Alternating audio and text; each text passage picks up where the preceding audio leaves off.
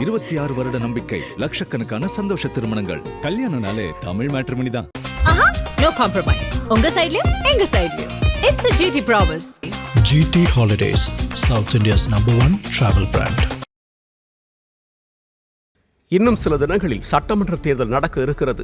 மற்ற தொகுதிகள் எப்படியோ, ஆனால் அமைச்சர்களின் தொகுதிகள் மீதே அதிக கவனம் குவிந்திருக்கிறது. காரணம், அமைச்சராக அவர்களின் செயல்பாடுகள் எப்படி இருந்தன என்பதை எடைபோடும் தேர்தலாக இது அமையும். அந்த வகையில் போக்குவரத்து துறை அமைச்சரான சிவசங்கரின் குன்னம் தொகுதி நிலவரம் எப்படி இருக்கிறது என்பதை அறிய களமிறங்கினோம். கடந்த சட்டமன்ற தேர்தலில் குன்னம் தொகுதியில் திமுக வேட்பாளராக போட்டியிட்டு வெற்றி பெற்றார் சிவசங்கர். தொகுதியில் அவருக்கு இருந்த அபரிமித செல்வாக்கு காரணமாக போக்குவரத்து துறை அமைச்சர் பதவியும் அவரை தேடி வந்தது. அமைச்சர் தொகுதி என்ற சிறப்பை பெற்றது குன்னம். பொதுவாகவே பண்டிகை மற்றும் தொடர் விடுமுறை காலங்களில் சென்னையிலிருந்து வெளியூர்களுக்கு இயக்கப்படும் ஆம்னி பேருந்துகளில் அதிக கட்டணம் வசூலிக்கப்படுவதாக புகார்கள் எழுவதுண்டு.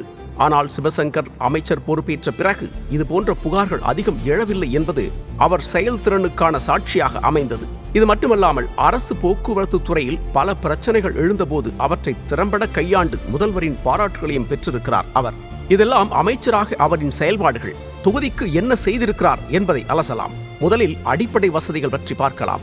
சற்று பின்தங்கிய மாவட்டமாக பார்க்கப்படும் பெரம்பலூர் மாவட்டத்திற்கு உட்பட்டதாக அமைந்திருக்கிறது குன்னம் தொகுதி. 90% கிராமப் பகுதிகளை கொண்டது. இந்த தொகுதியின் அடிப்படை பிரச்சனைகளை நன்கு அறிந்த சிவசங்கர் கடந்த 5 ஆண்டு காலத்தில் அவற்றுக்கு தீர்வு காண்பதில் முனைப்புடன் செயலாற்றி இருக்கிறார் என்பது கட்சி பேதமில்லாமல் தொகுதிவாசிகள் கொடுக்கும் சான்றிதழ். மிக அத்தியாவசியமான போக்குவரத்து வசதிகள் தொடர்பாக தொகுதியில் பரவலாக நிறைவான மனநிலையே காணப்படுகிறது. காரணம், தொகுதிக்கு உட்பட்ட பெரும்பாலான சாலைகள் அகலப்படுத்தப்பட்டு இருக்கின்றன. புதிய சாலைகளும் அமைக்கப்பட்டு உள்ளன. அரியலூர் செந்துறை ஜெயங்கொண்டம் சாலை 4 வழிச்சாலையாக தரம் உயர்த்தப்பட்டு இருப்பது குறிப்பிடத்தக்கது. சில இடங்களில் சாலைகள் 4 வழிப்பாதையாக மாற்றப்படுவதற்கும் நடவடிக்கை எடுத்திருக்கிறார். குன்னம் தொகுதி வளர்ச்சியில் இது அவசியமான அம்சமாக பார்க்கப்படுகிறது. பொது போக்குவரத்திற்கான திட்டங்களையும் வெற்றிகரமாக செயல்படுத்தி இருக்கிறார். குன்னம் தொகுதிக்கு முதல் முறையாக 2 பேருந்து பணிமனைகள் கொண்டு வரப்பட்டுள்ளன. எங்களுக்கும் பேருந்து சேவை கிடைத்திருக்கிறது என்று உண்மையான மகிழ்ச்சியுடன் சொல்கின்றனர் தொகுதிக்குட்பட்ட குக்கிராம மக்கள். அடுத்ததாக மின் வசதி. சீரான மின் விநியோகம் இல்லாமல் இருந்த குன்னம் தொகுதி இப்போது பிரகாசமாக இருக்கிறது. செந்துறை என்ற இடத்தில் 2 துணை மின் நிலையங்களை நிறுவி அதன் மூலம் மின்சார பிரச்சனைக்கு தீர்வு கண்டிருக்கிறார். மேலும் கொளக்காநத்தம் ஊராட்சியில் 33 மெகாவாட் திறன் கொண்ட துணை மின் நிலையம் அமைப்பதற்கான பணிகளும் நடைபெற்று வருகின்றன. இதன் மூலம் தங்களின் நீண்டகால பிரச்சனை தீர்ந்திருப்பதாக தொகுதிவாசிகள் மனதார சொல்கின்றனர். அடுத்தது அடிப்படை வசதிகளில் மிக முக்கிய தேவையான குடிநீர். இந்த சேவை தொடர்பாகவும் சிவசங்கரின் செயல்பாடுகள் பாராட்டுகளை பெற்றிருக்கிறது. கொள்ளிடத்தில் இருந்து குடிநீர் வழங்க ஏதுவாக கூட்டு குடிநீர் திட்டத்தை செயல்படுத்தி இருப்பது தொகுதி மக்களின் ஏகோபித்த வரவேற்பை பெற்றுள்ளது.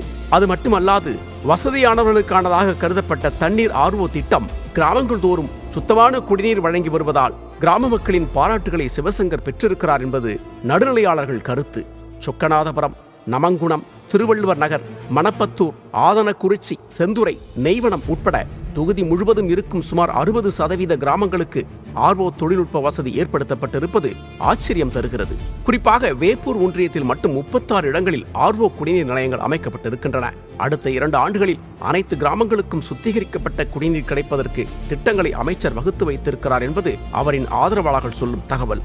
தொகுதியின் பெரும் தலைவலியாக இருந்த போக்குவரத்து நெரிசலுக்கு தீர்வு காணும் வகையில் ஏராளமான பாலங்கள் கட்டப்பட்டுள்ளது அமைச்சரின் குறிப்பிடத்தக்க சாதனை. ஆற்றை கடப்பதற்கு பல கிலோமீட்டர்கள் சுற்றி சென்று கொண்டிருந்த தொகுதி மக்கள் இதற்கு விடிவு காலம் பிறக்காதா என்று ஏங்கிக் கொண்டிருந்தனர். அவர்கள் ஏக்கத்தை போக்கி எதிர்பார்ப்பையும் பூர்த்தி செய்யும் வகையில் ஆற்றுக்கு குறுக்கே பல பாலங்கள் கட்டியிருக்கிறார். குறிப்பாக வேப்பூரில் மட்டும் 10 பாலங்கள் கம்பீரமாக நிற்கின்றன. ஆலத்தூரில் 7 பாலங்கள் கட்டப்பட்ட நிலையில் மேலும் பல இடங்களில் பாலங்கள் கட்டுமானப் பணிகள் நடைபெற்று வருகின்றன. உயிர்நாடியாக இருக்கும் விவசாயம் தொடர்பாக சிவசங்கர் மேற்கொண்ட திட்டங்கள் விவசாயிகளின் ஆதரவை பெற்றுத்தரும் என்பது தொகுதியில் வலம் வரும் பேச்சு. காரணம், மக்காச்சோளம், முந்திரி ஆகியவை குன்னம் தொகுதியின் முக்கிய விவசாய பயிர்கள். இவற்றை மதிப்பு கூட்டப்பட்ட பொருட்களாக மாற்றுவதற்கான நடவடிக்கைகளை எடுத்து விவசாயிகளுக்கு நம்பிக்கையூட்டியிருக்கிறார். கல்வி சார்ந்த வகையிலும் இவரின் செயல்பாடுகள் பாராட்டத்தக்கதாகவே இருக்கிறது. ITI எனப்படும் தொழிற்பயிற்சி நிறுவனம், கலைக்கல்லூரி, பல கோடி ரூபாய் மதிப்பீட்டில் மாடல் பள்ளி போன்ற கல்வி சார்ந்த பணிகளை முன்னெடுத்துள்ளார். ஆலத்தூர் கிழக்கு ஒன்றியத்திற்கு உட்பட்ட கொளக்காநத்தம் என்ற பகுதியில் சுமார் 17 கோடி ரூபாய் மதிப்பில் புதிய அரசு கலை அறிவியல் கல்லூரி தொடங்கப்பட்டு கட்டுமான பணிகள் நடைபெற்று வருகின்றன. காரை ஊராட்சி பகுதியில் 8 கோடியே 89 லட்சம் ரூபாய் மதிப்பில் அமைக்கப்பட்ட புதை படிம பூங்கா தொகுதிக்கு சிறப்பு சேர்க்கிறது. இவற்றை தாண்டி எங்களுக்கு தனது சொந்த செலவில் கையேடு வழங்கி ஊக்கப்படுத்தினார் அமைச்சர் என்பது அரசு பள்ளி மாணவர்கள் படிக்கும் பாராட்டு பத்திரம்.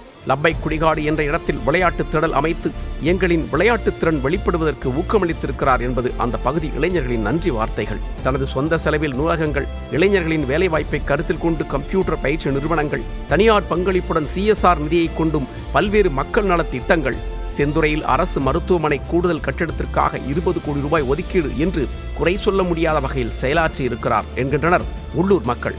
எல்லாவற்றுக்கும் மேலாக கட்சி பாகுபாடின்றி தொகுதி மக்களின் அன்பை சிவசங்கர் பெற்றிருக்கிறார் என்பது தனிச்சிறப்பு. இந்த தேர்தலில் தொகுதிக்கு தான் கொண்டு வந்திருக்கும் திட்டங்களை பட்டியலிடும் அமைச்சர் சிவசங்கர் அடுத்து தொகுதியில் தான் மேற்கொள்ள இருக்கும் பணிகள், தீட்டி செயலாக்க நிலையில் இருக்கும் திட்டங்கள் பற்றியும் மக்களுக்கு விளக்கி வருகிறார். மிகவும் பின்தங்கிய பகுதியாக இருந்த குன்னம் இப்போது முன்னேற்ற பாதையில் பயணித்துக் கொண்டிருப்பதற்கு சிவசங்கரின் ஆக்கப்பூர்வமான செயல்பாடுகளே காரணம் என்று உணர்ந்திருக்கும் வாக்காளர்கள் சிவசங்கர் வெற்றியை நோக்கி போகலாம் ரைட் என்று டபுள் விசில் கொடுக்க தயாராகி இருப்பதாகவே தோன்றுகிறது.